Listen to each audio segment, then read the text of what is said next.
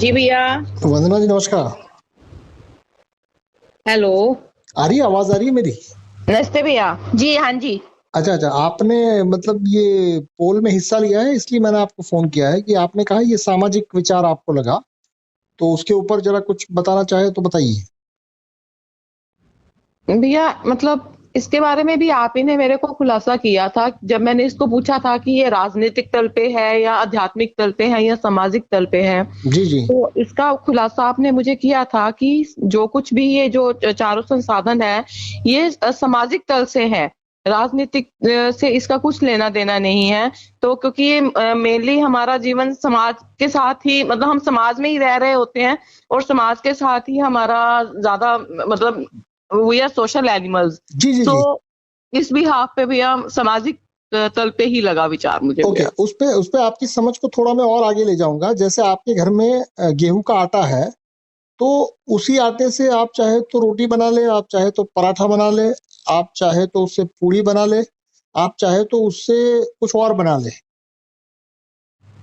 जी जो आटा होता है, ऐसा जरूरी नहीं है कि आटे से केवल आप रोटी ही बनाएं, आप पराठा भी बना सकते हैं, आप पूड़ी भी बना सकते हैं, और कुछ और चीजें भी शायद हो वो बन जाए। तो यहाँ पर मैं जो विचारधारा की बात कर रहा हूँ वो विचारधारा ऐसी है कि भविष्य में इससे राजनीति निकल सकती है, भविष्य में इससे कोई सामाजिक संगठन भी निकल सकता है, अन्य कोई सामाजिक संगठन। भविष्य में इससे कोई आध्यात्मिक संगठन भी निकल सकता है, क्योंकि हर एक चीज के लिए जो रॉ मटेरियल चाहिए वो तो केवल सहयोग ही है। जी। तो सामाजिक रूप से जब भी व्यक्ति दूसरे व्यक्ति से जुड़ेगा, तो वो जुड़ने से जो पैदा होगा वो तो उसका तो कोई मतलब कि कोई लिमिटेशन नहीं है। पर यदि व्यक्तिगत रूप से आप मुझे पूछे या आप स्वयं को पूछे कि ये ढांचा क्या है, तो आपने सही कहा कि ये ढांचा जो है वो सामाजिक गठजोड़ का ढांचा है।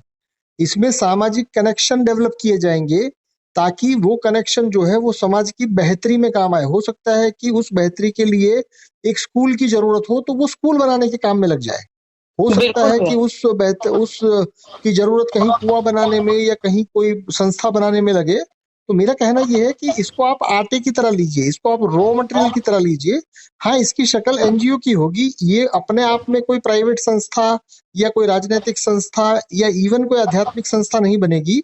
बट इससे आध्यात्मिक संस्था निकल सकती है भविष्य में, इससे कोई राजनीतिक विचार निकल सकता है भविष्य में, इससे कोई प्राइवेट कंपनी भी निकल सकती है भविष्य में, जिसको कि मैनेज मैं नहीं करूंगा, बट लोग ही सहयोग से उसको चलाएंगे।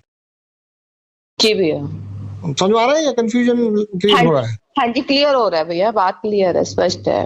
क्योंकि मतलब क्योंकि आधार, ये आधार सामाजिक है, हाँ उसके ऊपर हाँ। बिल्डिंग कोई भी खड़ी हो सकती है आगे जी जी जाके जी, भैया। देखिए कोई प्राइवेट संस्था हो या कोई सरकारी संस्था हो, उसका आधार समाज ही होता है।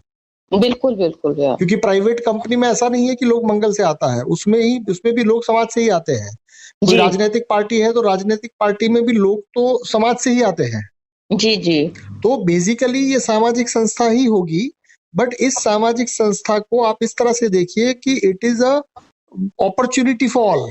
मतलब कि कोई व्यक्ति यदि इसके तहत कोई स्कूल बनाने का विचार रखता है और उसको सहयोग मिलता है तो व्हाई नॉट।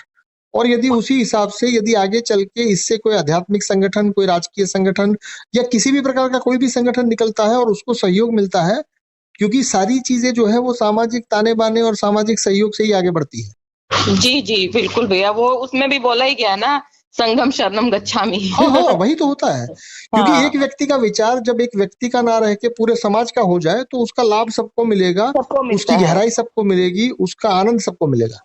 बिल्कुल भैया, बिल्कुल राइट। एग्जैक्टली भैया। चलिए, thank you so much. Thank you भैया।